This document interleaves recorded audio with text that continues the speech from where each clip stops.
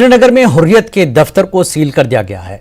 NIA ने दफ्तर को सील किया। यूएपीए के तहत कार्रवाई की गई। सील करने का हुक्म दिल्ली की एक अदालत ने दिया था।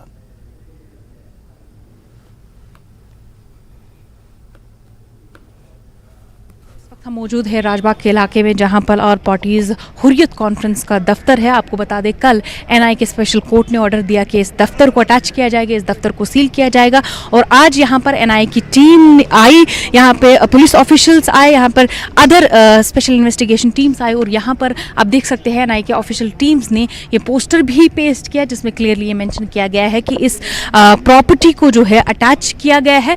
आपको बता दें, ऑल पार्टीज हुर्रियत कॉन्फ्रेंस जो है 1993 में एस्टैब्लिश की थी मीरवाइज उमर फारूक ने। उसके बाद ही जो है ये ऑर्गेनाइजेशन सरगर्म थी। 26 ऑर्गेनाइजेशन का अलायंस था ये, जिसमें सोशल, रिलीजियस और पॉलिटिकल ऑर्गेनाइजेशन इन्वॉल्व थी। इस तरफ से भी आपको दिखाना चाहेंगे कि ये बोर्ड जो है एनआईए की टीम की तरफ से यहाँ पर इंस्टॉल किया गया है, जिसमें क्लियरली ये मेंशन किया गया है कि इस प्रॉपर्टी को जो है अटैच किया गया है। इसमें आपको ये भी बता दें, चूंकि इस प्रॉपर्टी के जो को ओनर है वो नईम अहमद खान है, जिस पर एनआईए का इल्जाम है कि वो कश्मीर के अनरेस्ट में उनका हाथ था और यहाँ पर जो planning and execution of militancy थी उसमें उनका हाथ है। तो यहाँ पर आपको ये भी बता दें, एनआईए ने ये भी मेंशन किया है, ये जो प्रॉपर्टी है इसको यूज किया जाता था ऑल पार्टीज हुर्रियत कॉन्फ्रेंस की तरफ से। जो प्रोटेस्ट है उनको स्ट्रेटेजाइज करने के लिए, स्टोन पेल्टिंग को लेकर जो फंडिंग होती थी वो भी यहीं पर होती थी। और उसके बाद जो मिलिटेंसी को एनकरेज करने की कोशिश की जाती थी तो वो भी यहीं इसी दफ्तर में होती थी, ये एनआईए का मानना है।